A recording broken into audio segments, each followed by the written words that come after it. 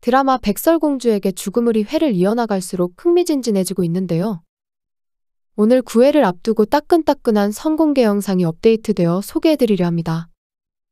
이번 선공개에서는 11년 전 사건을 시간 순서상 재구성해보는 노상철과 정우의 모습이 그려졌습니다. 노상철은 이제 완전히 정우의 편으로 돌아선 것 같은데요. 정우는 과연 노상철의 도움으로 결백을 밝혀낼 수 있을까요?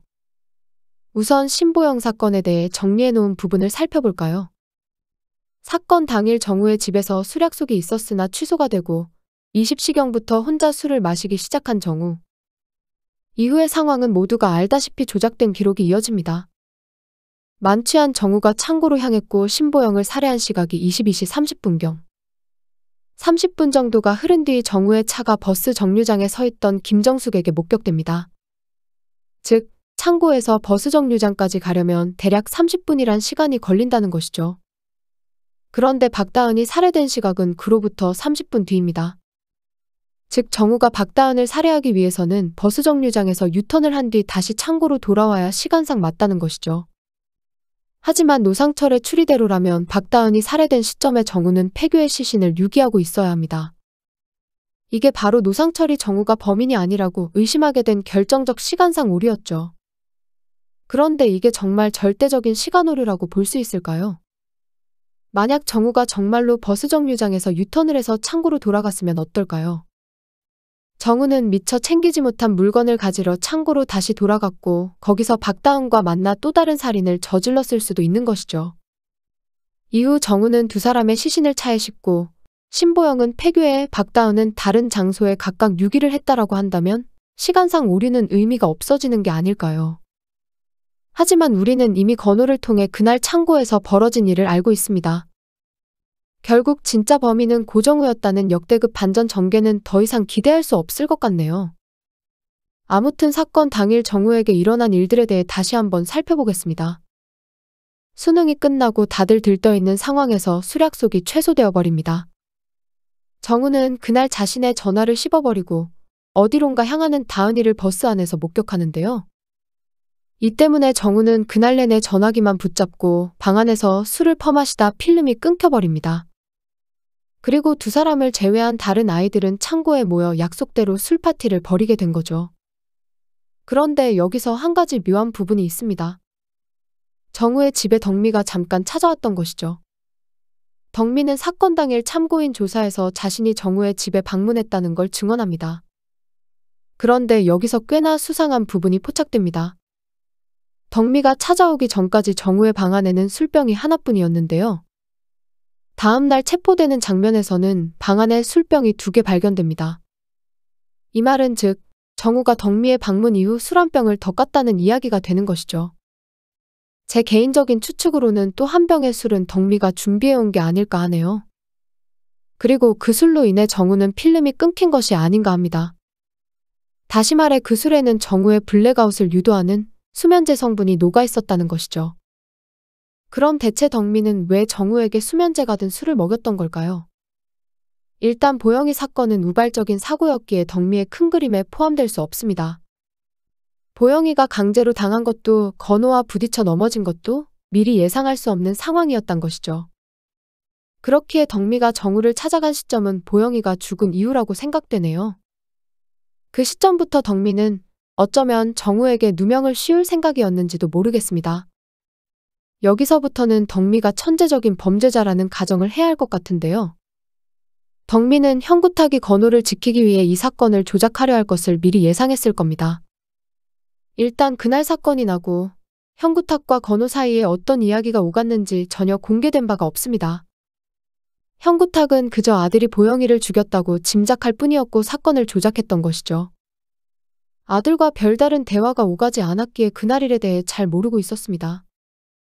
그래서 보영이의 속옷에서 건호의 DNA가 나오지 않자 갑자기 얼굴 표정이 환해졌던 것이죠. 그럼 대체 형구탁은 누구의 말을 듣고 건호가 보영이를 죽였다고 믿었던 걸까요? 제 생각에는 형구탁에게 진실이 살짝 섞인 거짓말을 한 것이 덕미였다는 추측이 듭니다. 그날 덕미는 보영이가 병무와 민수에게 당하는 장면을 조용히 방관합니다. 보영이는 덕미에게 평소 짝사랑하던 정우의 곁에서 껌딱지처럼 붙어서 떨어지지 않던 성가신 존재였겠죠. 같이 어울리기는 했지만 덕민은 보영이를 결코 친구로 생각하지 않았을 겁니다. 그래서 보영이가 당하는 끔찍한 장면을 목격하고서도 전혀 말릴 생각이 없었던 겁니다. 어쩌면 그녀는 보영이가 망가지는 모습을 보고 자기도 모르게 입꼬리가 올라가 있었을지도 모르죠. 덕민은 이제 보영이가 정우의 곁에 있을 수 없겠다는 생각에 기분이 좋았을 겁니다. 그런 생각을 하고 있는데 갑자기 술을 가지러 갔던 건호가 돌아왔던 것이죠. 건호는 친구들 사이에 감도는 쎄한 공기를 감지하고 무슨 일인지 물으려 했을 겁니다. 건호의 등장으로 기진맥진해 있던 보영이가 정신을 차리고 필사적으로 창고 밖으로 뛰쳐나갑니다. 그런데 여기서 건호가 보영이에게 무슨 일이 있는지 묻기 위해 그녀를 잡았던 것이죠. 보영이는 그런 건호의 손을 격하게 뿌리치다가 그만 중심을 잃고 휘청거렸을 겁니다. 그리고 안타깝게도 옆에 서 있던 트랙터에 머리를 받쳐 쓰러지고 만 것이었죠. 순간 건호는 예상치 못한 갑작스러운 상황에 얼어붙었을 겁니다. 그리고 자신이 사람을 죽였을지 모른다는 불안감에 휩싸여 버렸겠죠. 병무와 민수는 이 상황을 보고는 얼씨구나 건호에게 달려듭니다. 내가 보영이를 죽였다며 자신들의 범죄를 물타기해보려는 파렴치한 병무와 민수. 이들이 한참 실랑이를 벌이고 있는데 갑자기 뒤에서 누군가 등장합니다. 그건 지금까지의 상황을 조용히 관망하고 있던 덕미였죠. 덕미는 병무와 민수에게 모든 상황을 지켜보고 있었다 말해줬을 겁니다. 그때서야 건호는 그들이 보영이에게 무슨 짓을 저지른 건지 알게 되었겠죠.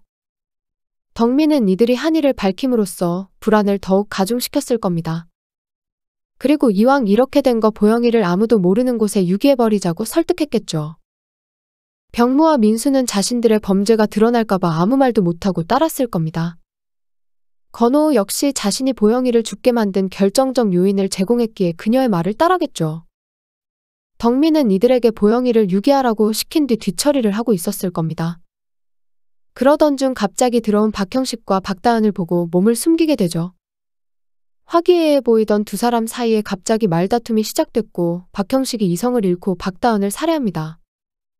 이때 덕미는 두 별개의 사건을 저지른 범인을 정우로 만들자고 생각한 것이 아니었을까요? 이후 그녀는 정우의 집으로 가서 정우에게 수면제 가든 술을 마시게 합니다. 정우가 쓰러지는 걸 보고 그녀는 형긋하게 집으로 찾아갑니다. 그리고 보영이가 건우를 비롯한 친구들에게 강제로 범해지고 죽임을 당했다고 거짓말을 했겠죠. 물론 결정적 사인은 건우가 보영이를 붙잡다가 벌어진 사고 때문이라는 약간의 진실도 섞어가면서 말입니다. 이 말을 그대로 믿은 형구탁은 아들의 말은 들어보지도 않고 사건을 조작했던 것 같네요. 결국 아들을 믿어주지 않고 진실을 조작한 결과는 아들의 죽음이었습니다. 만약 제 추리가 맞다면 덕미는 손에 피를 묻히지 않고 몇 사람이나 죽인 희대의 천재 살인마가 아닐까 하네요. 구독과 좋아요 부탁드립니다. 저에게 큰 힘이 됩니다.